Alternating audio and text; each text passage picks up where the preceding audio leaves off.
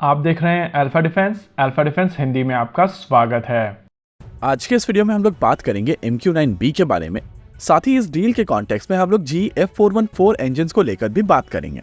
कुछ समय पहले ट्राई सर्विसेज रिक्वायरमेंट के लिए 31 MQ-9B ड्रोन्स अप्रूव किए गए थे और इसको CCS का अप्रूवल भी मिल चुका था। CCS के अप्रूवल के बाद में आज इसको लेकर एक डील साइन कर ली गई है और इस डील के तहत 31 यूनिट MQ-9B ड्रोन्स के साथ साथ भारत में इन ड्रोन्स को मेंटेन करने की क्षमता भी बनाई जाएगी और डिपो लेवल पर इनको मेंटेन, रिपेयर और ओवरहॉल करने की क्षमता ऐड की जाएगी।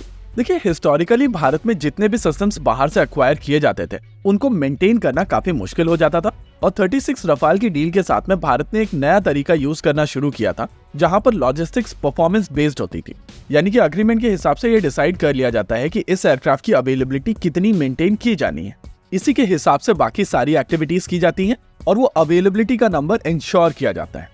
इस तरीके के लॉजिस्टिक्स अग्रीमेंट काफी कॉस्टली होते हैं, लेकिन इस तरीके के अग्रीमेंट इंश्योर करते हैं कि एक गिवन पॉइंट ऑफ टाइम पर आपके पास में कुछ अवेलेबल सिस्टम रहेंगे और वो नंबर कम नहीं होगा। जैसे कि रफाल के केस में वो अवेलेबिलिटी का नंबर 75% का है और किसी भी गिवन पॉइंट ऑफ टाइम पर वो 36 रफाल्स में से 27 Rafale ready to operate mode में रहेंगे।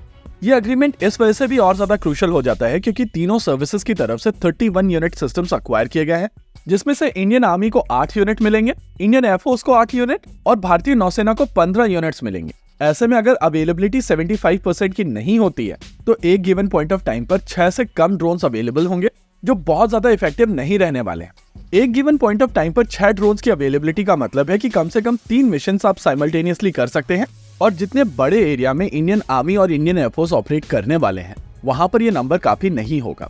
नेवी के केस में ये नंबर काफी है और अब इंडियन नेवी P-8I नेपट्यून्स के साथ में इनको ऑपरेट कर पाएगी, जिससे उनकी ऑपरेटिंग कॉस्ट नीचे जाएगी और मिशन की एंड्योरेंस ऊपर जाएगी। अब ये MQ-9B की डील के बाद में जो नेक्स्ट हाई प्रोफाइल डील है वो GF414 को लेके होने वाली है और माना जा रहा है कि ये डील भी इस साल के अंत तक हो जाएगी।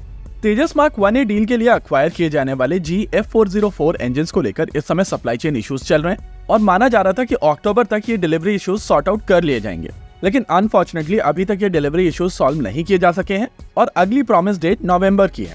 इसके अलावा इनिशियल एस्टिमेट के हिसाब से 8 इंजन मार्च 2025 तक आने थे और अब वो भी होता हुआ नजर नहीं आ रहा है। लेकिन काफी हद तक ये परेशानी केवल GF404 के साथ में ही लिमिटेड है और ये चीज हम लोग ऑब्जर्व कर रहे हैं कि GF414 इंजन इजीली अवेलेबल हैं और इनकी सप्लाई चेन में इतनी ज्यादा इंटरप्शन नहीं आई है।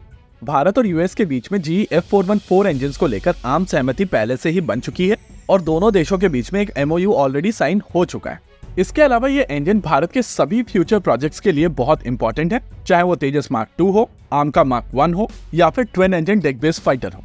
अच्छी चीज यह है कि इन इंजन्स की लोकल असेंबली के बाद में इनको लेकर अवेलेबिलिटी वाले इश्यूज खत्म हो जाएंगे और भारत धीरे धीरे करके इंडिजिनस कंटेंट बढ़ा सकेगा।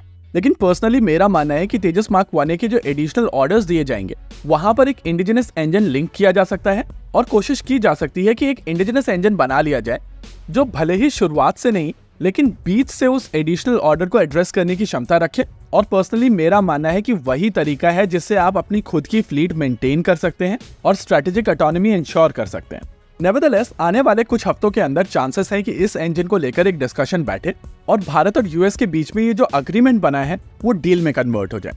वैसे ये डील तेजस मार्क 2 के पहले प्रोटोटाइप को किसी भी तरीके से इम्पैक्ट नहीं कर रही है और माना जा रहा है कि अगले साल अक्टूबर तक तेजस मार्क 2 अपनी पहली उड़ान भर सकता है। हालांकि जैसा कि मैं पहले भी कह चुका हूं कि इस तरीके के प्रोजेक्ट्स में बहुत सारे वेरिएबल्स होते हैं और जब तक इसकी पहली उड़ान नहीं हो जाती है तब तक हम लोग इस एयरक्राफ्ट के बारे में श्योरिटी के साथ में कुछ भी नहीं कह सकते।